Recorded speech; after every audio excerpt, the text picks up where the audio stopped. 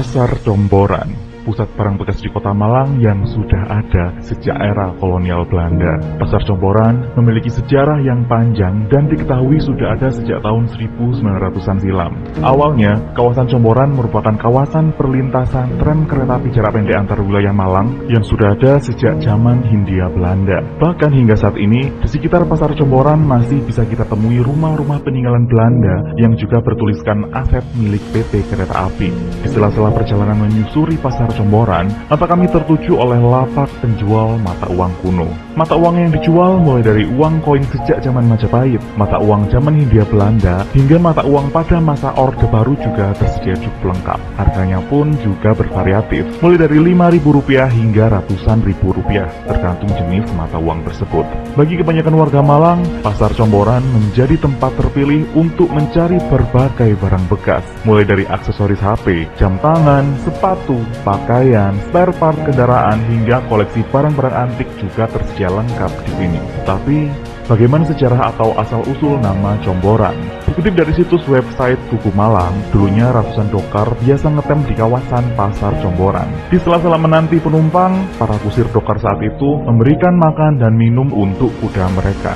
Nah, orang Jawa kalau ngasih minum kuda itu namanya nyombor. Maka orang di sana menyebut tempat ini dengan nama Nyomboran, dan kemudian berubah menjadi Comboran hingga saat ini. Seiring berjalannya waktu, para penumpang tram yang mayoritas merupakan petani juga membawa dagangan dari hasil pertanian mereka. Kemudian tak jarang dari mereka melakukan jual beli di stasiun sambil menanti kereta datang. Namun sejak penjajahan Jepang, Pasar Comboran dikenal dengan pasar gelap transaksi jual beli barang bekas milik orang-orang Belanda yang sedang ditahan oleh pasukan Jepang. Kala itu warga pribumi yang bekerja sebagai pembantu warga Belanda mendapatkan peninggalan berupa pakaian hingga perabotan rumah tangga. Karena saat itu pakaian adalah barang yang cukup langka, akhirnya pakaian-pakaian dari Belanda tersebut diperjualbelikan di daerah Comboran. Selanjutnya, masyarakat pribumi juga mulai menjual perabotan rumah tangga peninggalan Belanda mulai tahun 1950 hingga pada tahun 1960 di selatan kawasan Comboran juga mulai berkembang industri pergudangan dan perbengkelan. Produk barang-barang industri yang reject atau afkir kemudian oleh sejumlah karyawan dijual di pasar besi kawasan Comboran.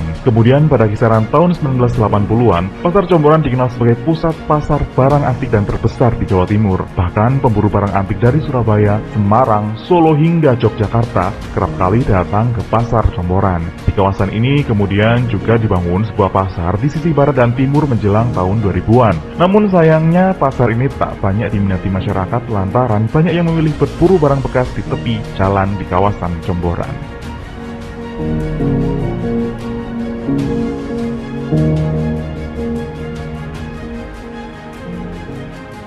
Selengkapnya Anda bisa kunjungi www.bayangkara.co.id.